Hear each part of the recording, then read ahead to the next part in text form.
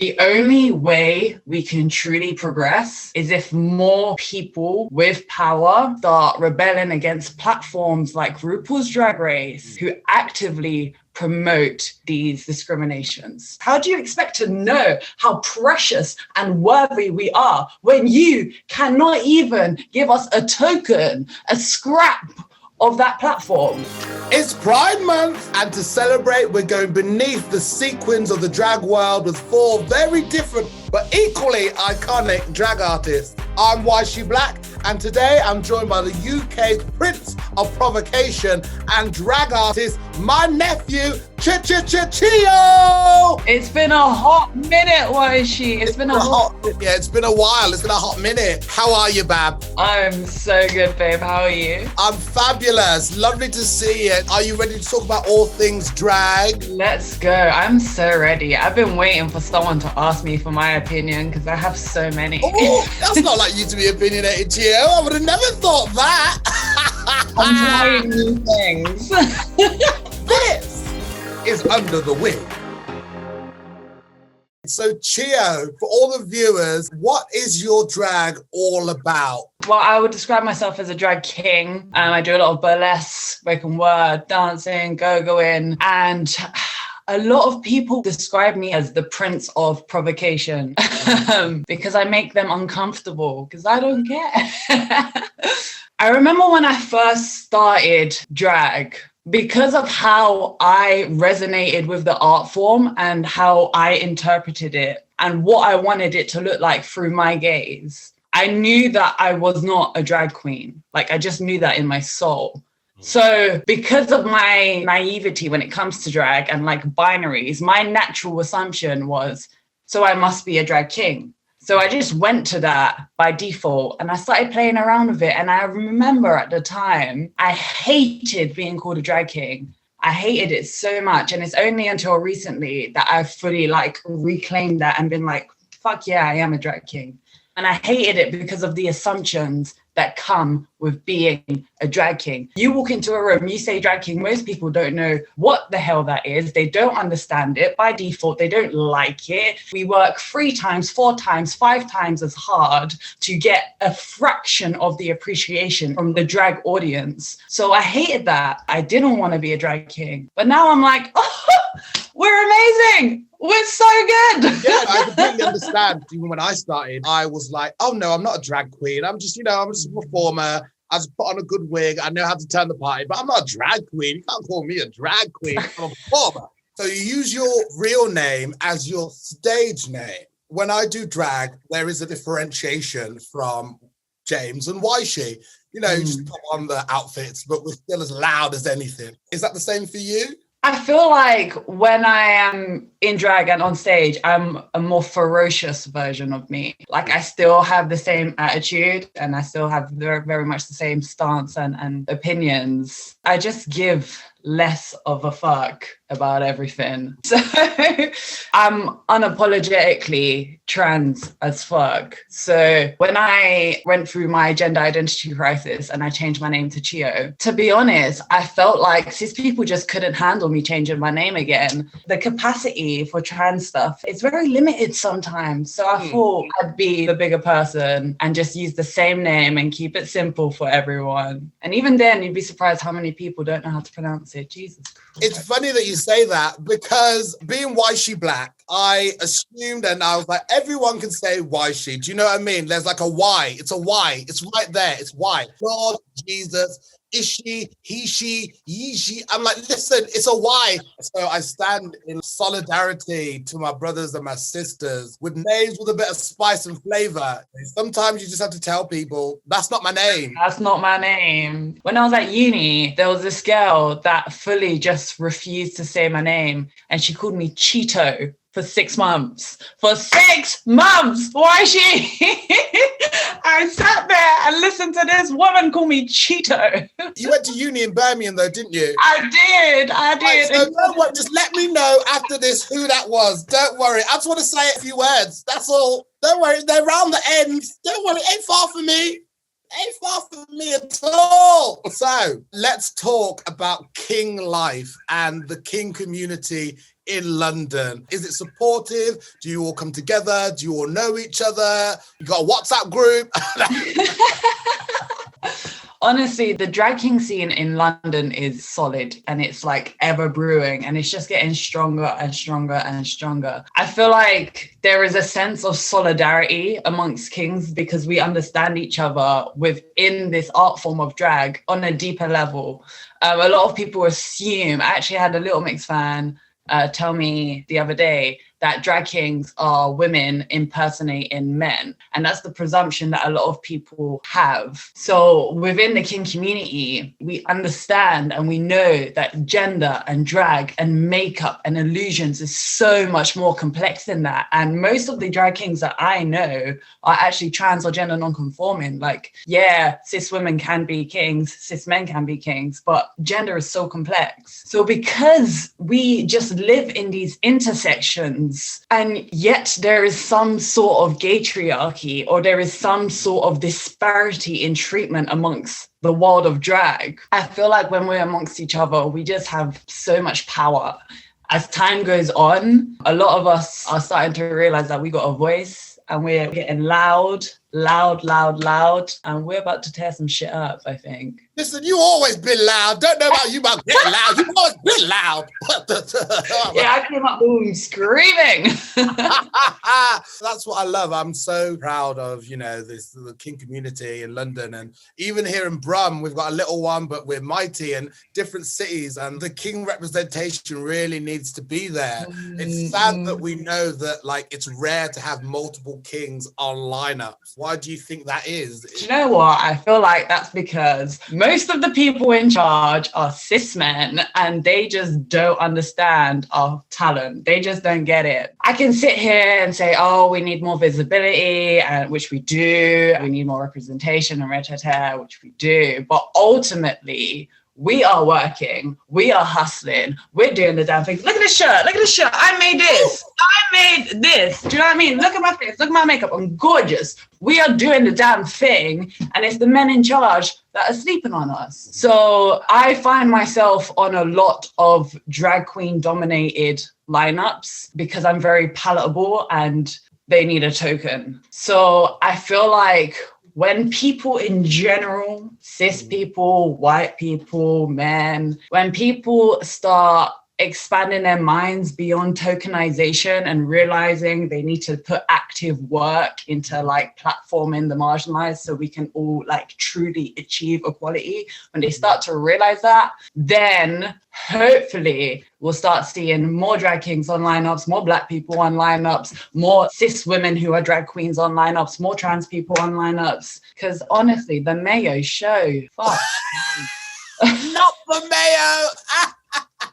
It's true. I feel like the people who are booking, the people who are in power, it's one of those things where I don't think they know anyone else outside their friendship circle or people who really look like them.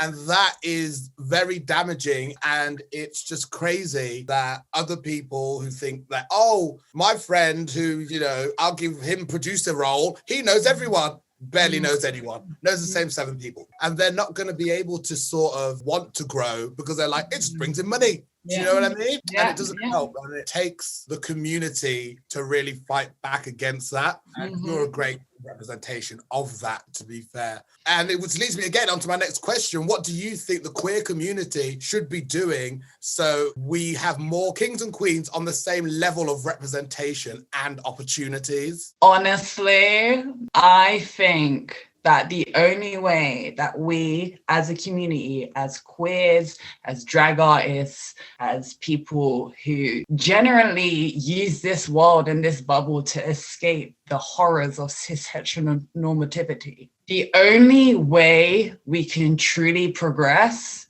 is if more people with power actively start rebelling against platforms like RuPaul's Drag Race, who actively promote these discriminations. How many seasons, how many continents, how many performers, never, ever, ever, ever, ever a drag king. How do you expect producers, promoters, the audience of the show to know they want us when you don't platform us? How do you expect them to care about us? How do you expect to know how precious and worthy we are when you cannot even give us a token, a scrap of that platform? I mean, it's great content and I do love to see it, but I also love equality. And that's the truth. The fact that queens have skyrocketed from the show, why can we not do that for kings? We should be doing it for kings. Absolutely. Your money, your performance, your everything, the world should see it. So definitely the queer community needs to rise up some more. But I think they're just comfortable, just just eating the popcorn, just sitting down, It's nice. It's nice. If it's not on their doorstep, then Ooh, listen, Chiyo, you get me fired up, man. You get me fired up, nephew. You get me fired up here on this day. And speaking of like the wider community, the other day there was a Little Mix video out, and they were called out by the drag king community and also yourself. Me? For those who don't know, Little Mix, in their newest video, Confetti, dragged up as men, and they hired drag race girls to be the equivalent, but they didn't feature any drag kings at all. And obviously, Chiyo, you were quite vocal about that.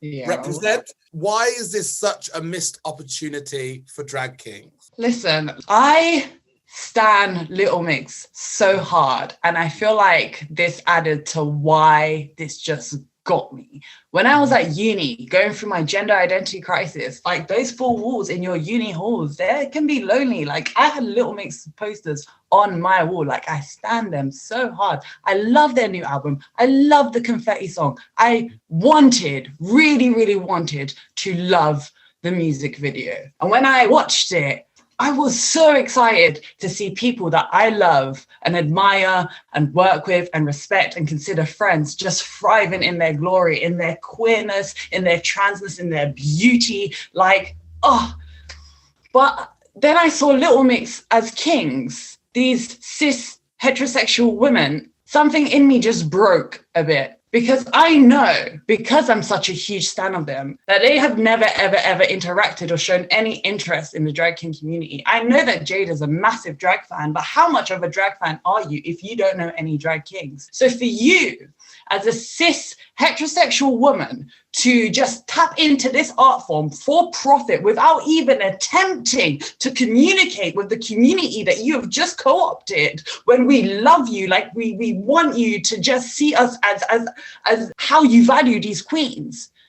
It's just heartbreaking. It's just really heartbreaking. And in their Power music video, I know this because I'm a Little Mix fan, they had the AAA girls. And I remember watching that at 19 years old, thinking like, oh, this is so cool. I wish they had drag queens who weren't white, or I wish they had drag queens who were women, or I wish they had drag kings. Even at the time. So now what they've done is they've already had drag queens on before. Why did you have to repeat the same thing with the newest seasons of Girls, who I love, by the way? But come on, this was your chance to do something new.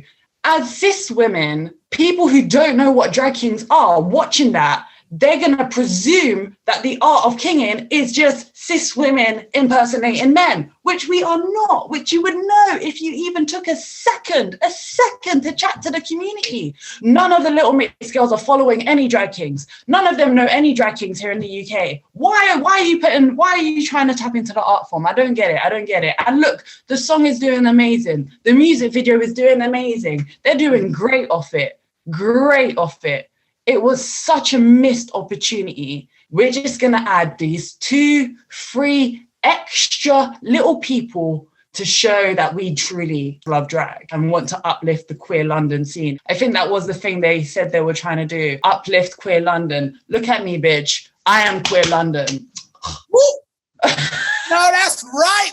But look, I love them. I really do. So now, if they were to turn around and be like, oh shit, we fucked up, let's go to a drag king show or something, then done. Easy. We're willing to forgive and forget. But even now, you have made no attempt to interact with us.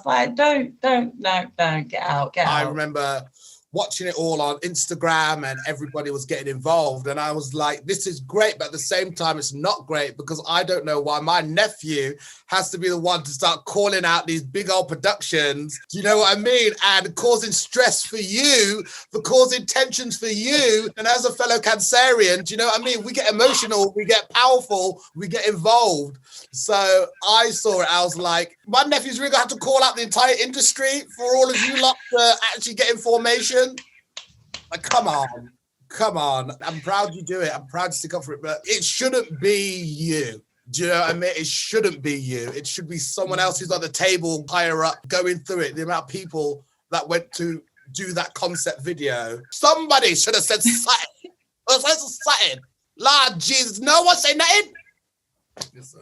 We're going to move on from Little Mix, and I'm just going to say congratulations on being in the running for Mr. Gay UK. Oh, yeah. Thank you. Imagine how delicious it will be if we made Queerstry and I was the first trans man to win Mr. Gay England, to hold that title, to take up that space. I know the experience has been a lot. You've received a backlash again from mainly, I'm going to say, the white cis gays. What would it mean to you to just win Mr. Gay UK?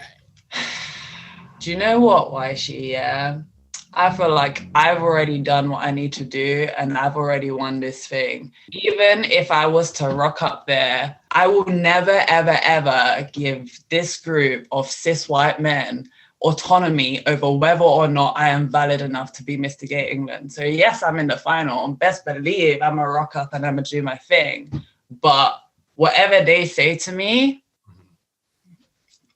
their opinion is invalid. I've already won this. You've been so strong throughout it all, receiving the good comments, the bad comments, everything, just over a little title. Like, realistically, I didn't know there was one. I've been a gay man since day dot. I never had a Gay UK until you come along. So really, you're the first one in my eyes. You're the first. There we go. Period. One done. Oh, Yshee, do you want to hear some tea? Of course, I want some tea. The kettle's boiling. One of the previous winners of Mr. Gay UK, winners, went on a drug bender, murdered his partner, disembodied him, and went to prison for murder. You can Google this. Yet, I am the most controversial thing to happen in this competition. Not here on this day. Here on this day, Auntie, here on this day. I just don't understand why people are so pressed. And especially from the queer community, the gay community. I'm like, listen, we got enough troubles as it is. Well, I know that you have always been my winner, and that's it, on period. That's it. I'm saying it now. I'm saying it here. I'm saying it to you, my winner. And whatever happens, we're going out for drink, okay? Yes. So, obviously, drag has hit the big time on the mainstream platforms. And even though kings aren't as level pegged as the queens, they're getting gigs, right? And gigs in a way where it's like, oh, you know, you may be the only king or there's another king, but like it's on a wider platform than it was beforehand. How do you feel about all of that in terms, especially like our queer roots? Do you think we need to fit into the mainstream, or do you think we should actually have our own way and do things the way we want to do things? Ultimately, as drag artists, as people who have like decided to make this our lives, there is a reason that we've done it. Like we fell in love with whatever it is that makes us feel alive, whether that's how it can transcend gender or like the power and performance or like makeup, like whatever it is, we ultimately fell in love with something. That aspect of the drag community and the queer community is so, so, so beautiful. And it's punk and it's authentic. And I think if we cherish that hard enough, if we preserve that, then the mainstream world, they can adapt to us because what we have is special. But if we keep trying to palette ourselves down and like water ourselves and make ourselves palatable to them, nothing's ever going to change. True. We should never dilute ourselves. We have strength and we have power. And you right on the top of the list, boo. So, Chiyo, as you know, the gay agenda states that we must recruit as many young and impressionable people as possible. So in 30 seconds, I want you to tell the viewers, to tell the kids, why should they start drag? Go. You should start drag because drag is liberating as fuck. Sorry. Drag teaches you how to think outside boxes. Like literally, the form itself is to transcend gender boxes. So even within that, think how many more boxes you can transcend. You will learn so much about yourself, and you will learn to never feel shame because we are beautiful. We are so beautiful. Tap into it. Yes! Tap into it. Ain't that the truth? Also, it's so much more fun. Like, imagine a life without drag. What would we do? Come on. I always think about this. I thought, oh, wow, if I'm not doing drag, then I really do like science and I like a bit of like biology and stuff like that. So maybe I'd go into there. But I don't know. What would you be doing? Would you be doing anything? No, I wouldn't want to. I hate everything else. I try not to think of a world outside drag. Straight people are so annoying. I don't want to ever have to talk to them. And that's the tea on that. Well, thank you so much, Chiyo, for joining me on Under the Wig. That last statement killed me off. Thank you so much. It has been a pleasure and an honor, and I will always do my hardest to try and include you and Kings in everything that I do. Because if my family and my friends ain't rising with me, then I ain't rising. Okay? How about that? I fucking love you, Yshee. Thank you for that. I love you too. Thank you so much. Chiyo! Bo, bo, bo, bo. Let me get my titties on straight. Right. I don't know if I could swear or not, but I did. I don't know if you noticed.